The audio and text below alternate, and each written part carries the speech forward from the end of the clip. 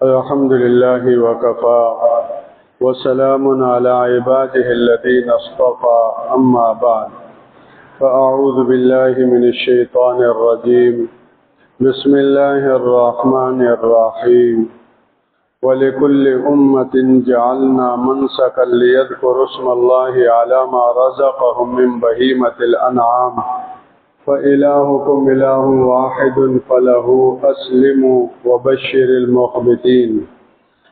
وعن أبي هريرة رضي الله تعالى عنه قال قال رسول الله صلى الله عليه وسلم ما من أيام أحب إلى الله أن يتعبد فيها من عشر ذي الحجة يعدل صيام كل يوم بصيام سنة وقيام كل ليلة منها بقيام ليلة القدر رواه الترمذي.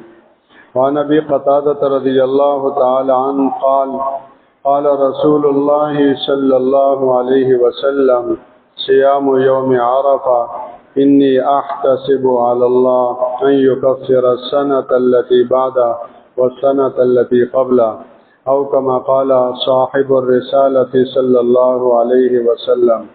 اللهم صل على سيدنا ومولانا محمد وعلى آل سيدنا ومولانا محمد وبارك وسلم.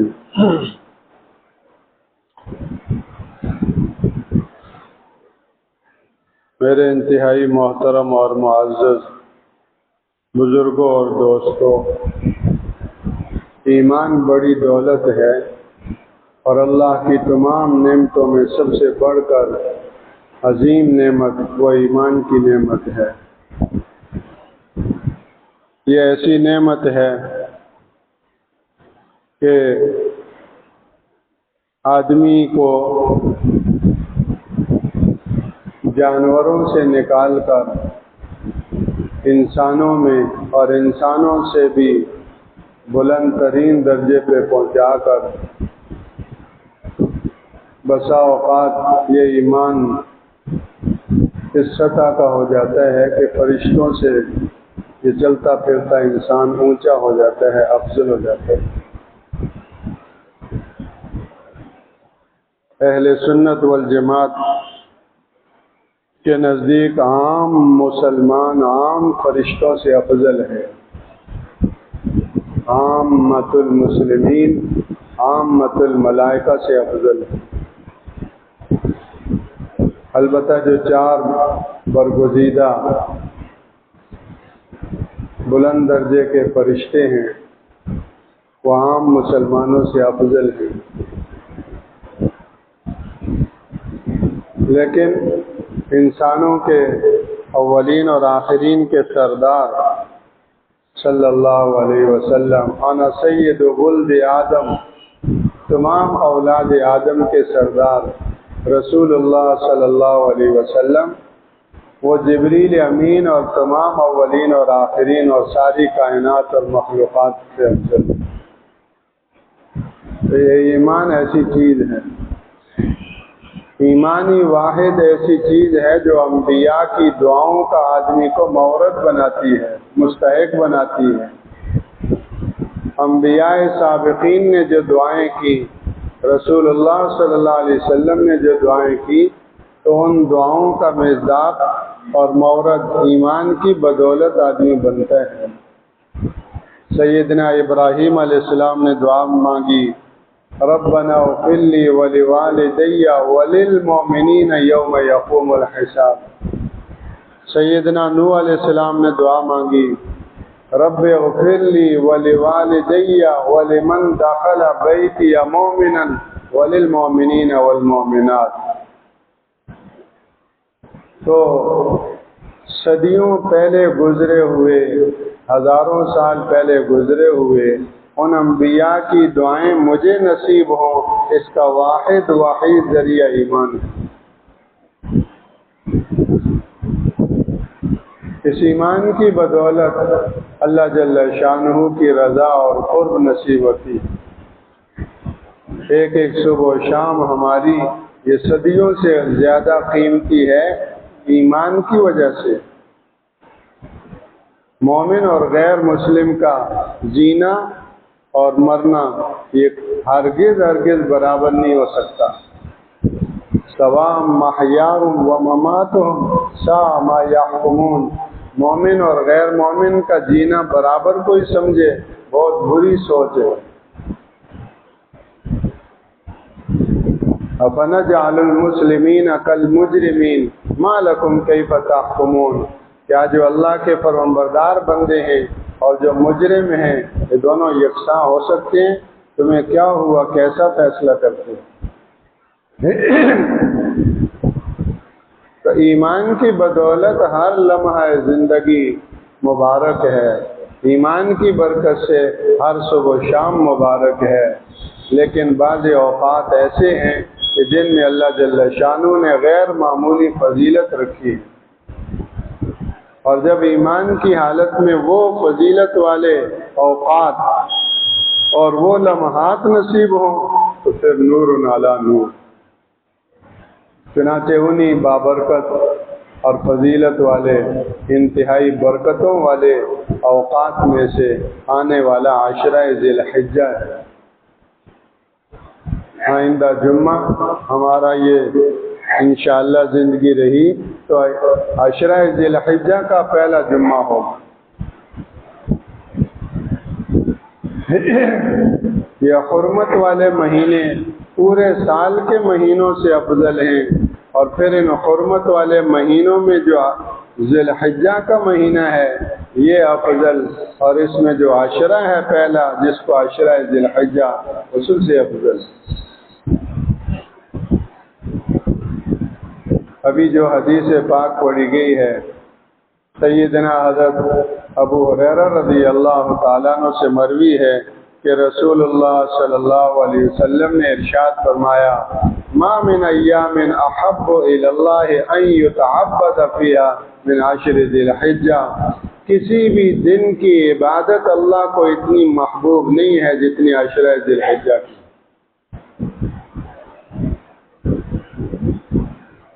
اس سے معلوم ہوتا ہے کہ یہ عشرہ ذی الحجہ کے اوقات و لمحات خاص رحمت خداوندی کا مورد ہیں، اور اس میں بندے کا اللہ سے لو لگانا یہ سب سے زیادہ اللہ کو محبوب ہے. کتنا محبوب ہے؟ وَمَا يَعْدِلُ صِيَامُ كُلِّ يَوْمٍ بِصِيَامِ سَنَةٍ. اس عشرہ ذی الحجہ کے ہر دن کا روزہ ایک سال کے روزوں کے برابر ہے. یعنی ایک بندہ پورے سال اگر روزہ رکھے تو اللہ کا کتنا محبوب مقرب بندہ ہوگا. آسان نہیں ہے پورے سال روزے سے رہنا. تو پورے سال روزہ رکھنے سے جتنا اللہ کی محبت اور اللہ کی رضا اور اللہ کا قرب بندہ پا سکتا ہے اس عشرہ ذی الحجہ کے ایک دن میں وہ نصیب ہے. یعدل صیام کل یوم بصیام سنہ وقیام کل لیلۃ منها بقیام لیلۃ القدر. اور اس کی ہر رات کا قیام یہ لیلۃ القدر کے قیام کی طرح اجر رکھتا ہے. اللہ اکبر. یہ سب کہیں سبحان اللہ. کتنا عظیم عشرہ ہے. اس کے دن اتنے وزری اور اس کی راتیں اتنی وزنی. جامع ترمذی کی یہ حدیث ہے.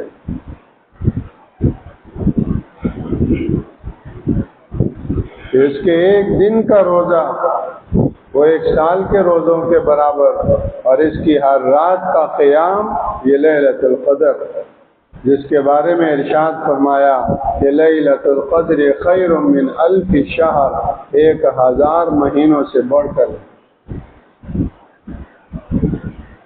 ان اوقات کی ہم قدر کرنے والے بن جائیں گے تو ہماری قدر ہو جائے گی. ہماری وجہ سے ان اوقات کی قدر نہیں، ہماری وجہ سے ان دنوں اور ان راتوں کی قدر نہیں، ہماری وجہ سے ان دنوں اور راتوں کی قدر میں اضافہ نہیں، لیکن ان دنوں اور راتوں کی قدر کرنے کی وجہ سے ہماری قدر ہو جائے گی. اس عشرہ ذی الحجہ کی قدر کرنے کی وجہ سے میں اللہ کے ہاں قدر والا ہو جاؤں گا. میری قیمت بن جائے گی، میری قیمت لگ جائے گی۔ گزرتے تو سب دن گزر رہے ہیں، صبح ہوئی شام ہوئی، زندگی یوں ہی تمام ہوئی۔ اگر آدمی نہ سنبھلے، اگر آدمی متوجہ نہ ہو تو یہ اوقات ایسے ہی ضائع ہوں گے۔ وہ اوقات نہیں ضائع ہوں گے، ان کو ضائع کرنے والا ضائع ہوگا۔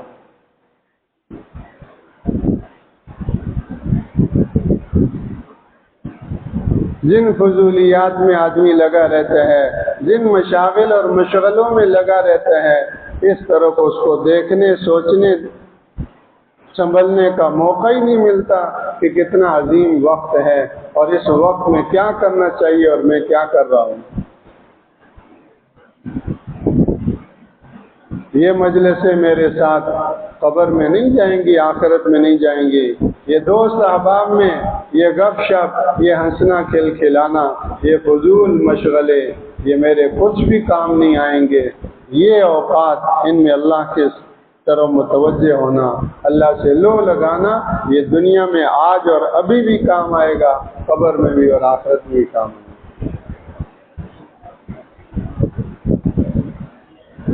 یہ اس لیے بیان نہیں کیا جاتا کہ میں بیان کر کے فارغ ہو جاؤں، ہم سن کر فارغ ہو جاؤں۔ نہ بیان کرنے والا ان اوقات کو وصول کرے، نہ سننے والا، بس ایک بیان تھا، ہو گیا۔ نہیں، ہم سب ان اوقات کی قدر کرنے والے بن جائیں اور ان اوقات کو ضائع ہونے سے بچانے والے بن جائیں۔ جن گناہوں میں پھنسے ہوئے ہیں ان گناہوں سے سچے دل سے توبہ کریں، اور ان اوقات کی برکتیں ایسی ہیں کہ تھوڑا سا اللہ کی طرف متوجہ ہونا اور استغفار اور توبہ کرنا نامعلوم کتنی ساری کی ساری معافی کا ذریعہ بن جائے۔ تو کیا زندگی، جس زندگی میں آدمی گناہ اٹھائے پھر رہا ہے، کیسے کیسے اور کتنے کتنے نجس اور ناپاک گناہ اٹھائے ہوئے صبح و شام کر رہے ہیں۔ وَلَيَحْمِلُنَّ أَثْقَالَهُمْ وَأَثْقَالًا مَعَ أَثْقَالِهِمْ۔ گناہ بوجھ ہوتا ہے، نیکی نور ہے، نیکی کا بوجھ نہیں۔ آج گناہ بوجھ ہے، ثقیل ہے، آدمی کی زندگی بھاری ہو جاتی ہے۔ وَلَيَحْمِلُنَّ أَثْقَالَهُمْ وَأَثْقَالًا مَعَ أَثْقَالِهِمْ۔ اپنے گناہ بھی اٹھا رہا ہے اور اپنے ساتھ دوسروں کے بھی گناہ اٹھا رہا ہے، جن کو گناہوں میں اس کی وجہ سے ابتلا ہوا، جن کے گناہ میں مبتلا ہونے کا سبب یہ بنا، اس تسبب کی بنا پر ان کے گناہ کا وبال ان پر ہونے کے ساتھ ساتھ اس پر بھی۔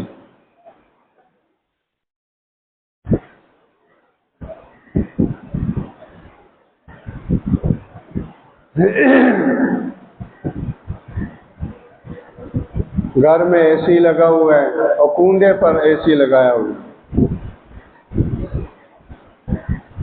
یہ کیا ٹھنڈک جو جہنم کا ایندھن بنائے، جو جہنم کا انگارہ بنائے، اس ٹھنڈک تو کیا فائدہ؟ تو یہ کنڈا کیوں لگایا ہوا ہے کہ اس اے سی کا بل کون ادا کرے؟ اتنا بل تو نہیں دے سکتے۔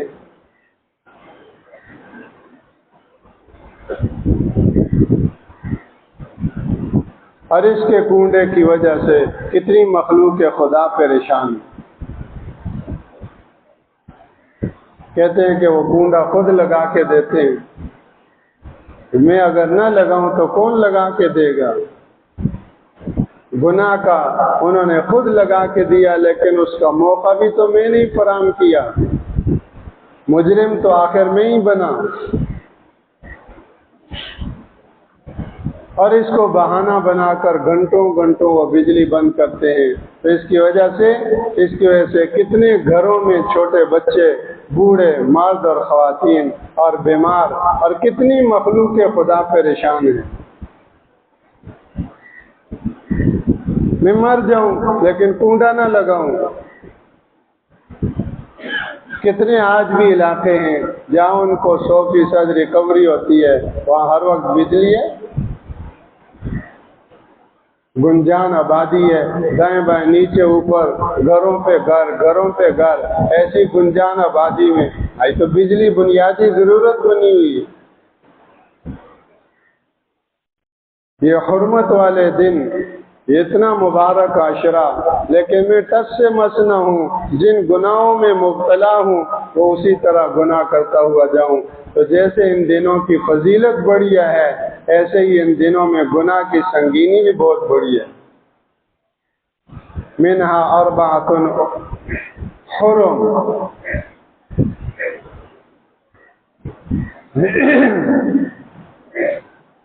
ان عدت الشہور عند اللہ 12 شہرا فی کتاب اللہ یوم خلق السماوات والارض منها 4 حرم ذلك الدین القیم فلا تظلموا فیہن انفسکم، ان حرمت والے مہینوں میں اپنے اوپر ظلم نہ کرو۔ تو جیسے ان اوقات کو، ان مبارک لمحات کو وصول نہ کرنا اپنے اوپر ظلم ہے، اسی طرح ان مبارک اوقات و لمحات میں گناہ کرنا بھی اپنے اوپر ظلم ہے۔ کوئی کسی کا نقصان نہیں کرتا، حقیقت میں وہ اپنا نقصان کر رہا ہوتا ہے۔ تو اللہ جل شانہ ہمیں اس عشرہ ذی الحجہ کو پورے طور پر وصول کرنا نصیب فرمائے۔ ان دنوں میں اس قدر فضیلت اور اس کی راتوں میں اس قدر فضیلت، اور پھر اس عشرے کے آخر میں 9 ذی الحج جس کو یوم عرفہ کہتے ہیں۔ حضرت ابو قتادہ رضی اللہ تعالیٰ عنہ سے مروی ہے، رسول اللہ صلی اللہ علیہ وسلم نے ارشاد فرمایا، صیام یوم عرفہ انی احتسب علی اللہ ان یکفر السنۃ التی بعدہ والسنۃ التی قبلہ، کہ یوم عرفہ کے دن کا روزہ اللہ کی ذات سے مجھے امید ہے کہ پورے 1 سال پہلے اور 1 سال بعد کے گناہوں کے لیے یہ کفارہ ہو جائے۔ اور یہ جہاں بھی 9 ذی الحج ہوگی ان کے لیے یہ یوم عرفہ ہوگا۔ سعودیہ میں ایک دن عام طور پر ہم سے وہاں تاریخ پہلے ہوتی ہے، تو یہاں 8 ذی الحج ہوگی اور وہاں 9 ذی الحج ہوگی۔ تو ایک صاحب پوچھ رہے تھے کہ وہاں جب 9 ذی الحج یوم عرفہ ہو تو بھی روزہ رکھ سکتے ہیں؟ ہم تو پیچھے ہیں، اگر آگے ہوتے تو پھر نہ رکھ سکتے، پیچھے ہیں پھر تو رکھ سکتے ہیں، کیونکہ یہاں تو 8 ذی الحج ہوگی، 8 ذی الحج تو رکھ سکتے ہیں، اور پھر 9 ذی الحج کو ہمارا یوم عرفہ ہوگا تو ہم روزہ رکھیں گے، لیکن وہاں 10 ذی الحج ہوگی جو یوم النحر ہے، اس دن روزہ نہیں رکھ سکتے۔ فضیلت وہی ہے، جہاں جو تاریخ ہوگی اسی اعتبار سے اس کا حکم ہوگا۔ جیسے یہاں رمضان کی 1 ہوگی تو روزہ فرض ہوگا، جب تک چاند نہیں دکھا، 1 نہیں ہوئی تو روزہ نہیں ہے۔ اور جن علاقوں میں رمضان کا چاند دکھ گیا، 1 ہو گئی تو وہاں روزہ ہو گیا۔ تو ہر علاقے کی تاریخ کے حساب سے یہ حکم اور فضیلت ہے۔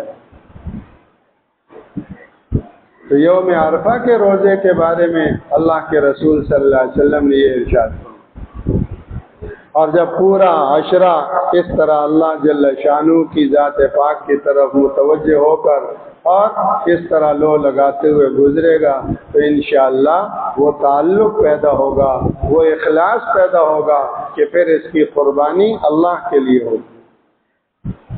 اس عشرے کے اختتام پر ایک حج بیت اللہ کی عبادت ادا ہوتی ہے اور دوسری قربانی کی عبادت ادا ہوتی ہے،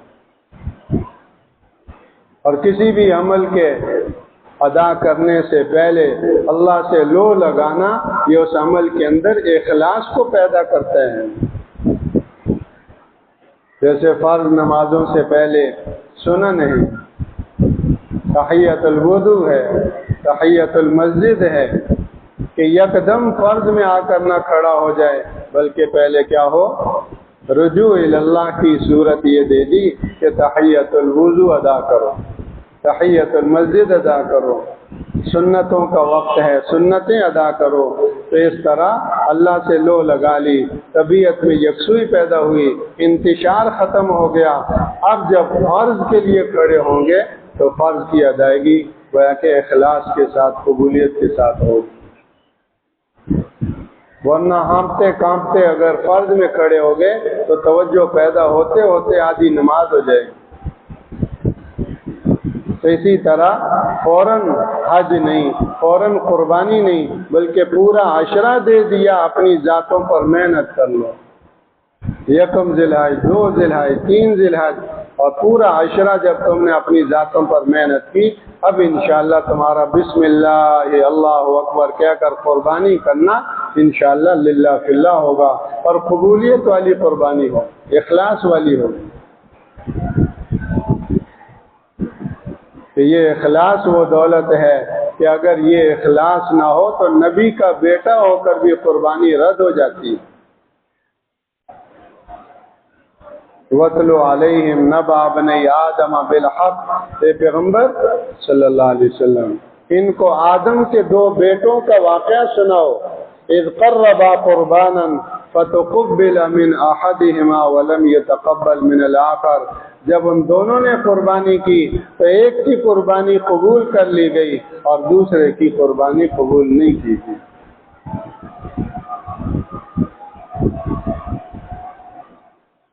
جس کی قربانی رد ہوئی اس نے اس سے کہا لا قتلنک، میں تجھے قتل کروں گا۔